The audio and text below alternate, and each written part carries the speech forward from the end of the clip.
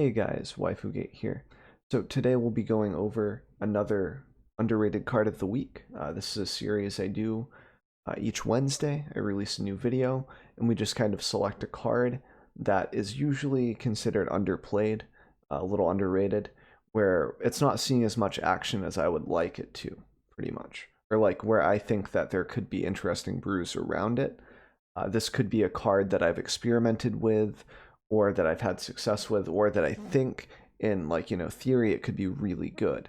That's what this series is about. And so today we'll be going over Eerie Ultimatum. So let's dig into episode 10 of Underrated Card of the Week. So this is Eerie Ultimatum. This is the card. So it plays much like, at least in the decks that I brewed around and such, plays very close to Dance of the Mance, where you want to self-mill or sacrifice permanents with Doom Foretold, that type of a deal. Maybe things that can crack themselves, such as a golden egg or two. Things like that, where it's very easy to get things into the graveyard. Stuff like Fabled Passage is great. The cycle lands, because you can cycle them and throw them into the graveyard. Vraska, Golgari Queen, anything that lets you sacrifice things with an upside.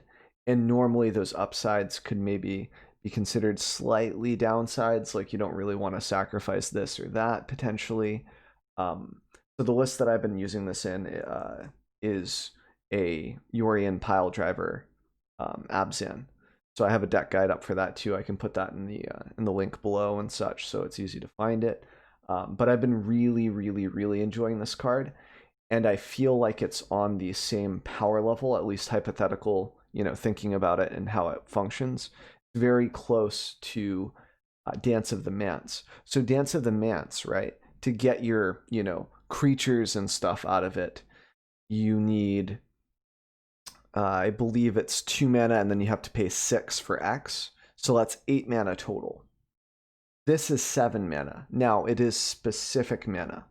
3 black, 2 forest, 2 plains.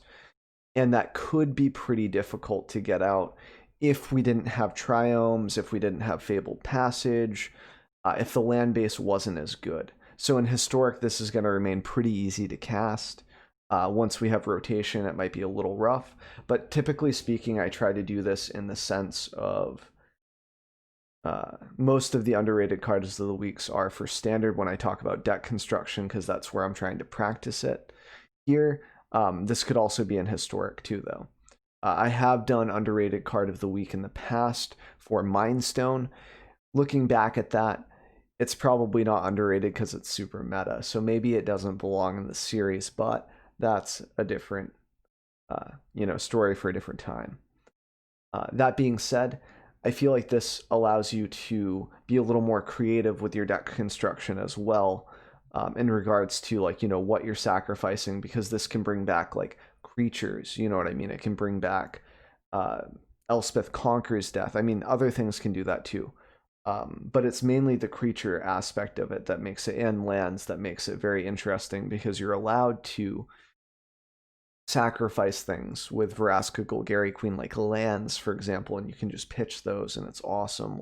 Just knowing that you can get those back eventually, and you're drawing and going, as long as you're not going down on the land count, and you're just waiting to draw into Ultimatum, which sort of happens more in a Yorion list. So maybe this is too much of a personal experience, and it's turning into underrated deck of the week, where I'm just talking about my own list all the time.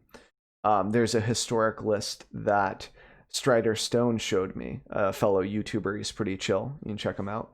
But he does a deck with Tamiyo, Planeswide Celebration, Eerie Ultimatum, and Omniscience, which is very interesting, because the idea is to self-mill Omniscience into the graveyard or discard it somehow with Teferi, Master of Time, and then you eventually get it back with Eerie Ultimatum, which is really cool, and then you can cast things for free, and the deck just infinite combos and gets infinite turns quite easily from what I've seen, and it has good tools like Shatter the Sky, etc. But it's cool that he used it to make kind of a janky deck that's actually pretty fun to play and very explosive at times. So I feel like this card has a lot of depth, and I think people should brew around this a little bit more than like some of the other ultimatums, like the Sultai one that allows you to cast monocolored cards from your deck, and the opponent gets to pick one and you get to combo like Plains Wide with Liliana and stuff. Like that's cool and it's been done. But I feel like Eerie has a lot of potential to come back. My favorite part about it for the lists that I've ran at least was the Archon coming in, the one that produces the Pegasus.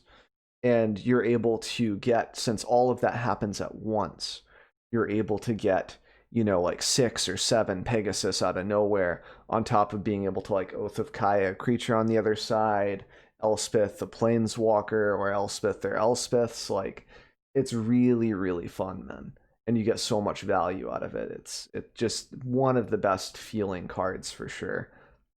I feel like I wanna brew around this maybe in a couple different variations, couple different deck types. Maybe even splash the 4th color for like blue or something else for Teferi, or just interesting stuff, Right now in Abzan, it's pretty easy to cast though. So there we go. So that's pretty much the underrated card of the week.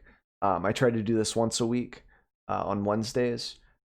If you guys have any suggestions for the next underrated card of the week, feel free to toss them in the comments below, or stop by my stream and say hi. Usually stream from 2 p.m. CST until about 8 p.m. CST.